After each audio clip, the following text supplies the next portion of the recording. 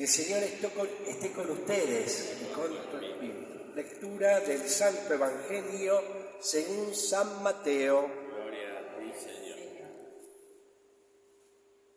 Este fue el origen de Jesucristo. María, su madre, estaba comprometida con José y cuando todavía no habían vivido juntos, concibió un hijo por obra del Espíritu Santo. José, su esposo, que era un hombre justo y no quería denunciarla públicamente, resolvió abandonarla en secreto. Mientras pensaba en esto, el ángel del Señor se le apareció en sueños y le dijo: José, hijo de David, no temas recibir a María tu esposa, porque lo que ha sido engendrado en ella proviene del Espíritu Santo. Ella dará a luz un hijo, a quien pondrás el nombre de Jesús, porque él salvará a su pueblo de todos sus pecados.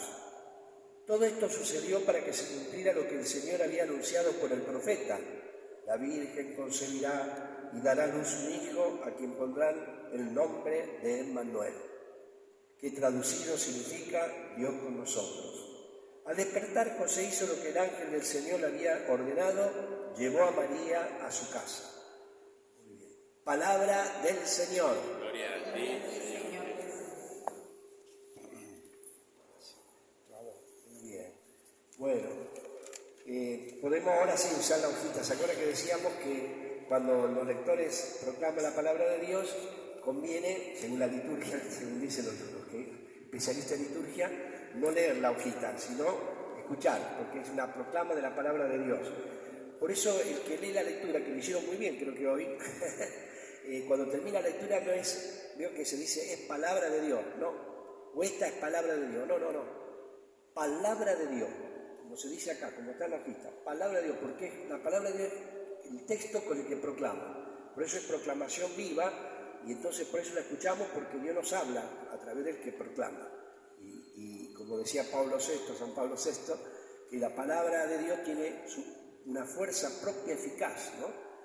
Casi sacramento, lo llamó el concilio, casi como un sacramento de gracia y eficacia, de valor de gracia y salvación para los que lo escuchamos de corazón abierto, ¿no? Sea cuando leemos la Biblia solo, en familia, en grupo y en la liturgia por excelencia, en la celebración litúrgica que es la misa, ¿no? En comunidad. Entonces ahora sí podemos, Rosito tiene la hojita, allá atrás creo que allá las hermanitas le dan la hojita, porque es muy lindo, ¿no? Trabajando con la hojita para comprender mejor. Así todo el sacerdote lo agota, por más que prediquen muchos sacerdotes, nunca se va a terminar de agotar la palabra de Dios, por eso es palabra de Dios infinita. Pero bueno, sirve y después podemos seguir meditándola en casa, etcétera, ¿no? ¿Se acuerdan que, bueno, que habíamos dicho que el Adviento, ya estamos en el cuarto domingo de Adviento, el último domingo, ya parece mentira, el próximo fin de semana, este año cae domingo el 25, la Navidad, y el 24 de la noche el sábado, ¿no? Así que justo ya este es el cuarto domingo de Adviento, ahí están las velitas, 4 velas violetas, 3 violetas, y otra rosada, y después la blanca, la que está que se va a encender en Nochebuena y Navidad. Muy bien. Bueno, y ¿se acuerdan que decíamos, ¿no es cierto? ¿Cómo es su nombre? Mabel, muy bien. Mabel, como la persona que me cuidó tanto como mi mamá, ¿no? Bueno, digamos, ¿se acuerdan, Mabel y bueno, los demás hermanos, que decíamos que en Adviento se habla de cuántas venidas? De una, de la que cuando no, es tan rico Cristo que no le alcanza una venida. Entonces, ¿cuántas venidas propiamente se habla en Adviento? En 3 venidas. La primera, la histórica, ¿no es cierto? Cuando vino históricamente que Dios, el Hijo de Dios se hace hombre, se encarna en el seno de María por obra y gracia del Espíritu Santo. Después se habla de la segunda venida, que se habla en la Escritura, en el Evangelio, en la carta de los apóstoles, etcétera, que sería más que segunda venida, no va a ser, ya Jesús físicamente no viene más, así no va a nacer físicamente de nuevo. Ya eso ya fue histórico y una vez para siempre. Pero se dice segunda venida porque sería más bien que más que venga Él, nosotros que nos vamos a encontrar plenamente con Él. Sea cada uno cuando morimos y a nivel universal, por eso la fiesta de Cristo Rey del universo, el fin del mundo, el encuentro pleno. ¿Se entiende? Pero no va a haber una venida de vuelta de Jesús físicamente. Y la tercera, para poner número, porque está la primera, la segunda, se le pone tercera, pero no es porque va a venir otra vez más, porque no, ya el encuentro pleno es la segunda. Se le puede decir tercera venida o la venida de todos los días. Porque viene todos los días Jesús, y sí, porque Jesús, que es Dios o hombre, ¿qué les parece? Dios que se hizo hombre, si quieren anotar. Pueden traer para anotar, o si no en el celular. Y fíjense entonces que si es Dios y hombre, como hombre tuvo tiempo y lugar determinado, donde nació, vivió, ¿no es cierto? Murió resucitó. Por eso hablamos en verbo en tiempo pasado. Nació, fue encarnado en el seno de María, por obra y gracia del Espíritu Santo, nació, trabajó con su papá adoptivo, su docente de carpintería, predicó la palabra de Dios, del Padre, a los hombres, la buena nueva, de salvación, murió, resucitó y perdonó los pecados, ¿ven? Verbo tiempo pasado. Pero como es Dios, ese mismo Jesús, además de ser hombre, primero es Dios, entonces todo lo que Él dijo, palabra e hizo, que la salvación tiene permanente vigencia, actualidad permanente hasta el fin de los tiempos. Desde el comienzo del mundo, no solamente terrenal, sino de los ángeles también llega, lo que sabemos que existe hasta ahora. No sé si habrá algunos marcianos o de otro planeta que viven, pero bueno, hasta que se compruebe, hasta que no se compruebe, tenemos que decir los que viven, o los que, ¿no es cierto?, los que ha creado, hasta el fin del mundo, entonces tiene alcance para el pasado, presente y futuro su salvación. ¡Qué bárbaro! Por eso podemos hablar los tres verbos de tiempo: presente, pasado y futuro. Nació, nace y nacerá. Perdonó, perdona y perdonará, hasta el fin de los tiempos, y a todos los tiempos y todas las épocas del mundo entero. Hasta los ángeles, ¿se acuerdan que decíamos? Si ellos, los ángeles, dijeron que sí, es por gracia y mérito de Cristo, muerto y resucitado, ¿no? La resurrección de Cristo. No se sabe generalmente eso, ¿no? No, nadie puede decir sí si no es por Cristo. Lo que decimos en la misa, por Él, con Él y en Él. Hoy no se ve tan claro, pero están las tres venidas. A ver, que con la hojita que tenemos, la primera lectura, ¿qué les parece? ¿De qué venida habla? ¿De la primera, de la segunda, que es la encuentro pleno con Él, o de la tercera de todos los días? La que sigue viniendo. De la primera se supone, porque habla Isaías, que escribió como 800 años más o menos antes de Cristo. Entonces habla del que va a venir, del Mesías, el Emmanuel, dice, ¿no? Dios con nosotros. La segunda lectura, ¿de qué les parece? Que habla San Pablo Romano. Fíjense que comienza la carta, por eso hace un saludo, ¿ven? Capítulo 1, ¿ven?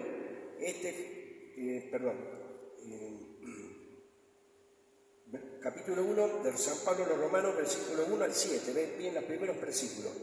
Carta de Pablo, servidor, hace la presentación y saludo a los romanos, ¿no? Y con ese anuncio de salvación. ¿Y los romanos qué eran? ¿Judíos o no? No, eran paganos, claro. Y también Dios vino, Jesús, por Jesucristo, su Hijo, el Hijo eterno, que se hizo hombre, para todos, también para los romanos, para los árabes, para judíos, para todos.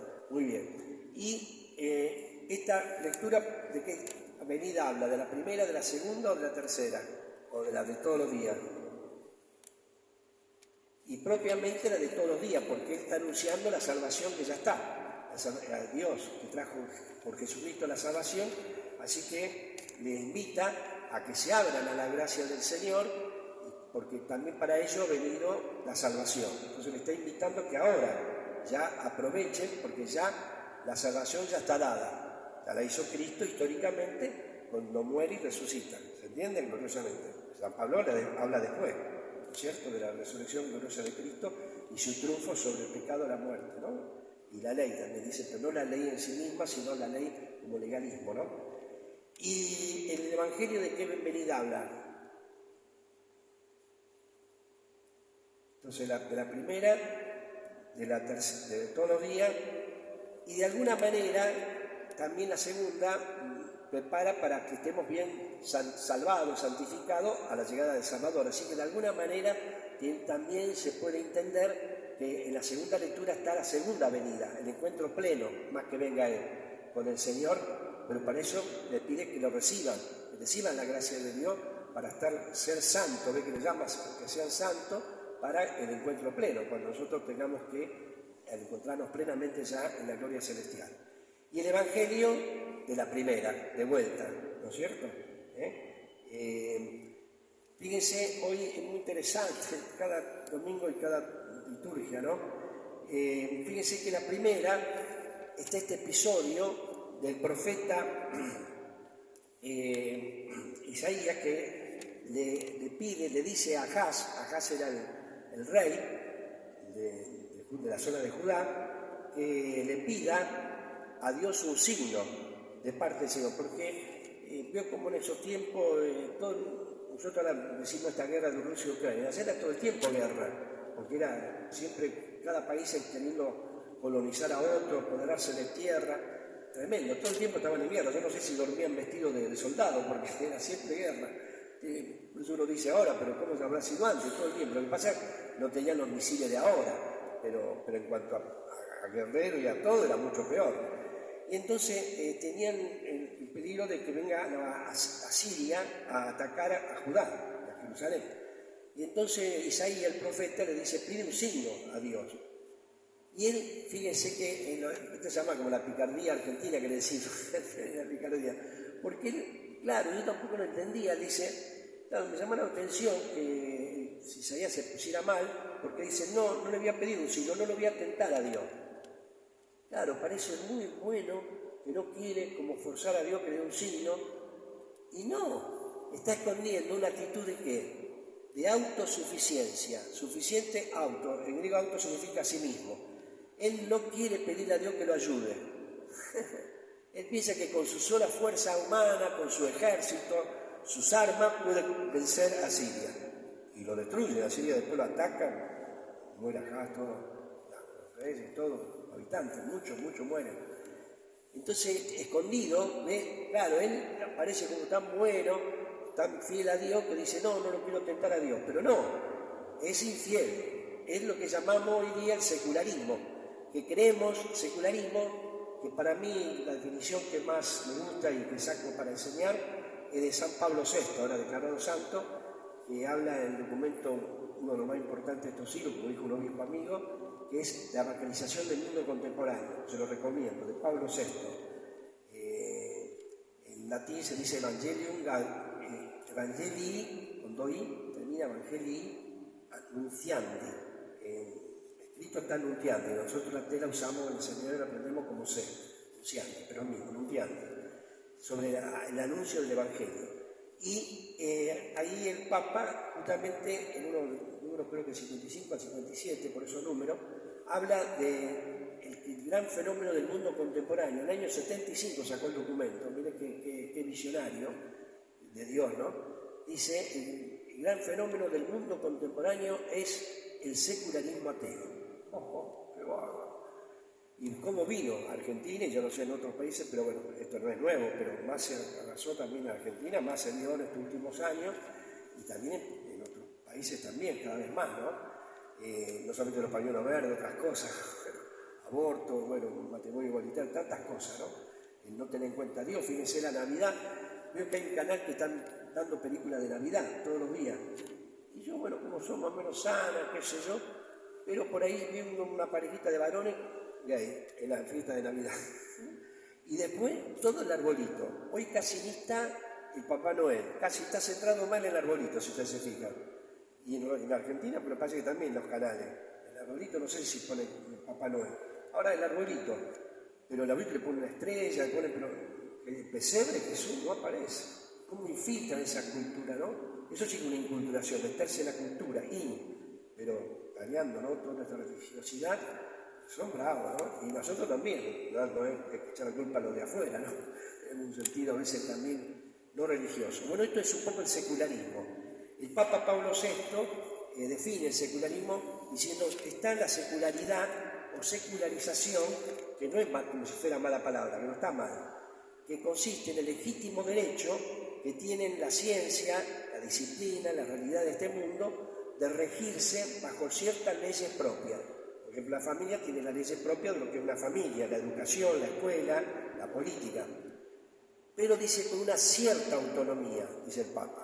No total autonomía, auto significa a sí mismo, no como ley, absoluto, sin tener en cuenta a Dios, con una cierta autonomía, pero con la convicción interior, son palabras casi textuales del Papa, de que hay un creador que le da el sentido pleno a todas las cosas, porque el creador, el único que sabe para qué está este micrófono el que lo hizo, el autor. Entonces, tiene conciencia de Dios y entonces como que está referido a Dios para saber cómo hay que actuar en la escuela, familia, en la política. No descartan. Tiene ciertas leyes propias, pero con cierta autonomía.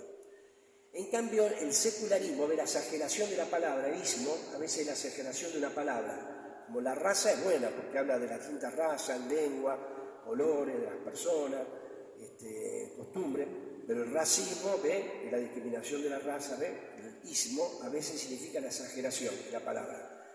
El secularismo consiste en la concepción, si quieren anotarlo por ahí, de que el mundo y la realidad de este mundo se explican por sí mismas.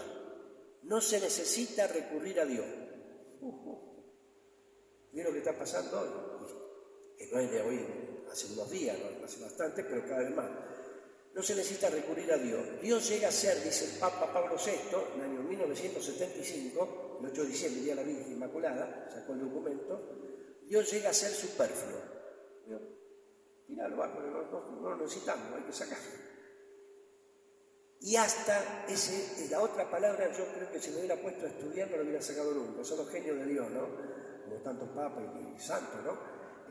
Bueno, él es santo, San Pablo VI. Porque, bueno, si no necesitamos recurrir a Dios, podría haber estudiando, decir, bueno, es superfluo. Pero la otra, y hasta, dice el Papa, un obstáculo. Salí de acá, no nos molesté. Yo sé cómo ser mamá, yo sé cómo ser papá, yo sé cómo ser presidente, yo sé cómo ser sacerdote. También puede pasar también a mí. Me acuerdo de Monseñor Mauricio, no sé si alguien lo conoció, que partió así hace unos años, obispo auxiliar Rosario, después fue obispo en otras diócesis, y él habló a los sacerdotes, cuando ganó un documento del episcopado argentino, refiriéndose a lo que había hablado el Papa Pablo VI, y dijo, este secularismo no está solamente en aquellos que se manderan como ateos, o de los pañuelos verdes, o que sea lo que quieran, sino está en las filas más internas de la iglesia. A la mano, entonces me pecaba a mí, yo era sacerdote, yo estoy más que adentro que ustedes. Si yo me levanto cada día y no tengo en cuenta lo que me pide Cristo a través de la iglesia, soy secularista, hago la mía. Eso es lo que la actitud de Ahaz, ¿ve? Él no es que no quiere tentarlo a Dios, no como buenito, no quiere como que forzarlo a Dios, no, él quiere hacer la suya para vencer a los enemigos. Él quiere con su propia fuerza poder vencer y después vienen los problemas. Por eso siempre anuncio esa frase de los obispos argentinos en el marco de un congreso eucarístico nacional que se hizo en Corrientes en el año 2003 y se sacaron un documento y en el prólogo los obispos dicen la sociedad, hablando de Argentina, pero se puede decir de todo el mundo, se vuelve a Dios o se enfrenta con el vacío. El vacío era un pozo, ¿no? Todo lo desorden habido y por haber, droga, bueno, todo el tema sexual, etc. Me contaba un sacerdote en la clase de una escuela privada, y entraron, le mandan a una persona que viene del ministerio, no sé qué, y habló del aborto, el otro no sabía qué hacer. Lo único que dijo, dice, bueno, pero puede haber otra manera para no llegar a eso. Dijo, sí, él es profesor, pero lo ponen ahí, lo tienen que hacer, no puede hacer nada en los colegios privados. En los públicos y los privados están metiéndose, a veces quieren, a veces no pueden. Bravísimo, no solamente en otros temas, ¿no? Entonces, bueno, esta es la actitud. Y vemos la contrapartida, la otra cara, que es la Virgen María y San José. ¿Se acuerdan que estos domingos pasados vimos distintos modelos de espera? Al principio Isaías, ¿se acuerdan que anunciaba? Vengan todos a Jerusalén a recibir la salvación. Un modelo de santo, también profeta del Antiguo Testamento, que casi están todos los domingos. Hoy también está Isaías. Pero después en el Nuevo Testamento, ¿quién vimos como modelo de preparación estos domingos pasados? Un pariente de Jesús, ¿cómo se llamaba? San Juan Bautista. Él mismo da modelo de prepararse yendo al desierto, viviendo de una manera frugal, le pide la conversión, pero él mismo hace penitencia, oración, bueno, todo eso que hablamos. Y el domingo pasado, con humildad, que le pregunta, ¿te acuerdas? Por medio de los discípulos que tiene él, también tenía discípulos, si Jesús era el verdadero Mesías, porque él tenía una visión de una profecía, que también en el Antiguo Testamento, más dura de la venida del Mesías, que venía, se llamaba el día de ira, que iba a venir a destruir el pecado y a los pecadores, porque había visiones distintas. Y claro, y cuando ve que Jesús, que él mismo le dice, recuerda el Cordero de Dios que quita el pecado, lo señala, yo no soy digno de desatar la sandalia la correa de la sandalia, él es más digno que yo, él es el verdadero Mesías, a su primo Jesús. Pero cuando él empieza a verlo, él está en la cárcel, ¿se acuerdan el domingo pasado? Y ve que cura a los enfermos, que es misericordioso, que perdona los pecados. Y dice, ¿qué? Entonces, ¿cómo es? Me cambió tanto. Entonces, con humildad le pregunta, no con desconfianza o por reproche, ¿eres tú el que ha de venir o tenemos que esperar a otro? Vayan a decirle a Juan lo que han visto y oído. Los ciegos ven, los sordos oyen, los paralíticos caminan, los pecadores son perdonados los pecados y los muertos resucitan. Eso también estaba anunciado también por otras profecías del Antiguo Testamento. Entonces, con mucha humildad ya lo acepta San Juan y lo acepta de corazón, ¿no? Porque tuvo duda. Entonces vemos que acá ahora tenemos otro modelo. Yo diría dos modelos. Fundamentalmente, ¿quién? El modelo, el mejor de todo lo que vimos hasta ahora, la Virgen María, ¿no? Que hoy aparece, en la que lo va a recibir en su seno. Pero hay otro que no llega a ser igual para la Iglesia, en la misma santidad que la Iglesia, pero le faltará una media cabeza o una cabeza para igualarse a la Virgen, que es San José. Dos grandes santazos, ¿no? Primero la Virgen María. María, escuchen, ustedes ven que cuenta el origen de Jesucristo, ¿no? Tienen la hojita. María, su madre, estaba comprometida con José y cuando todavía no habían vivido juntos, concibió un hijo por obra del Espíritu Santo. Claro, estaba comprometida. ¿Estaban todavía casados cuando María queda concebida por obra y gracia del Espíritu Santo de Jesús o no? Sí, usted sabe que estaban casados, aunque ahí no está claro que dice comprometida.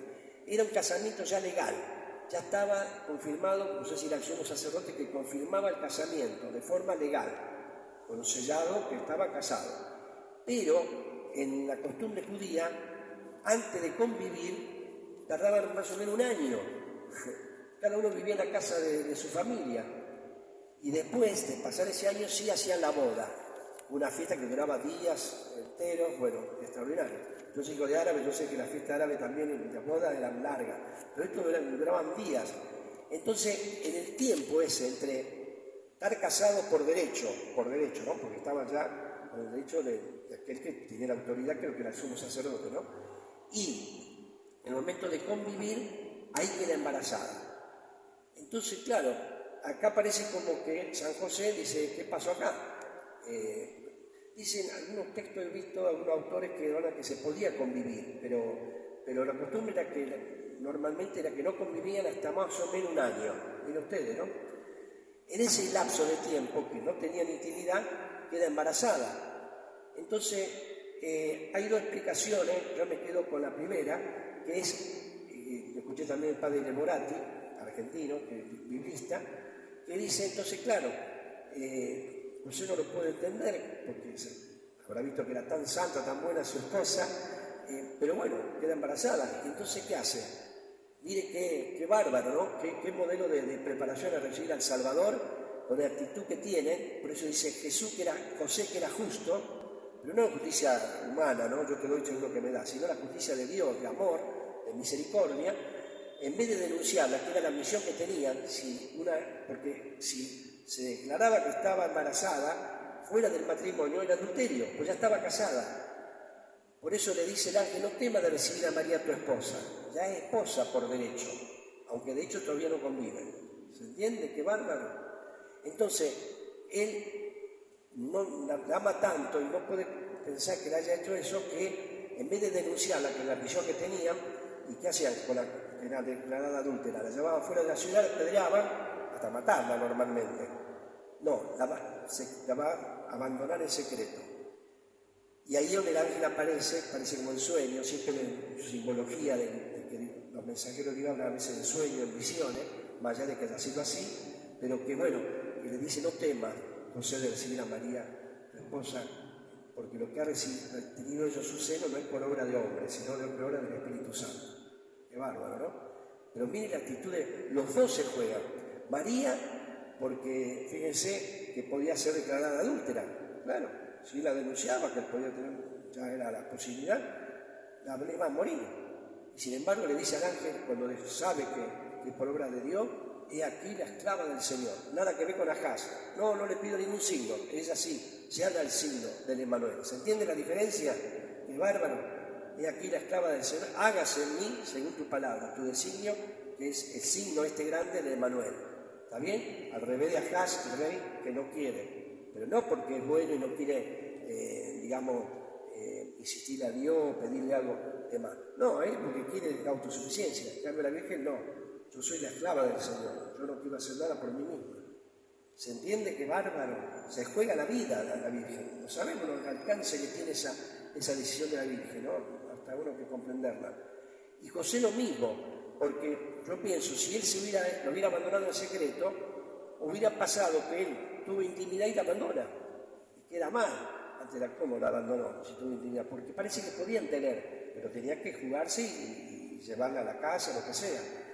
Y él se juega también por amor a la Virgen y a Dios en definitiva, ¿no? Quiere ser justo, una justicia de misericordia, no de acusación, de condena. Y allí recibe este anuncio.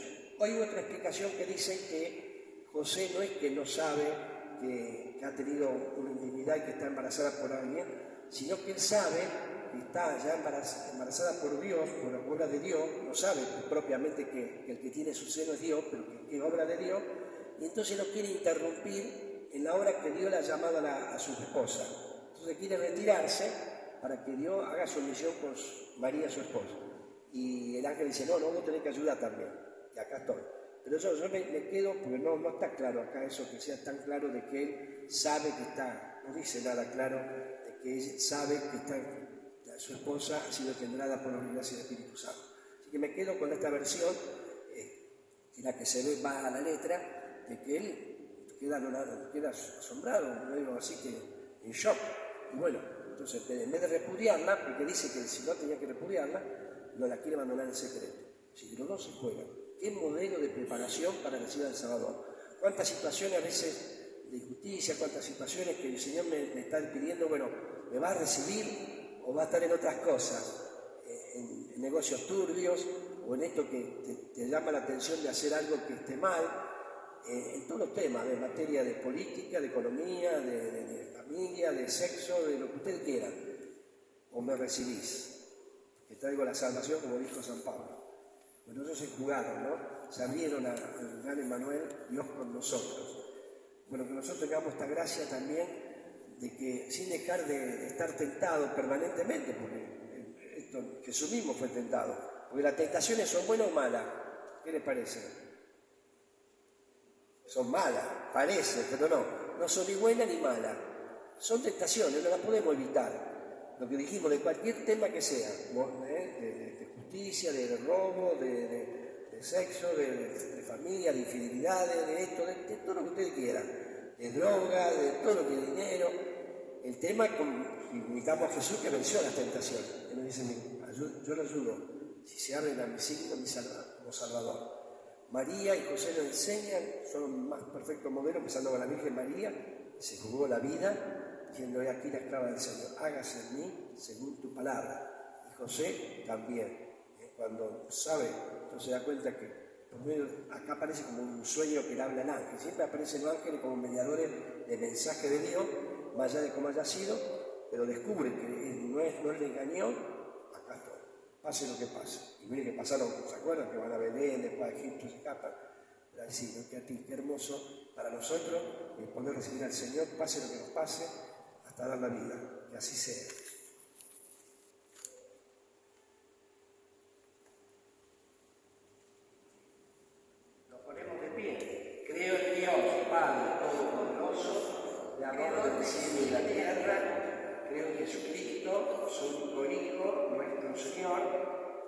Concebido por obra y gracia del Espíritu Santo.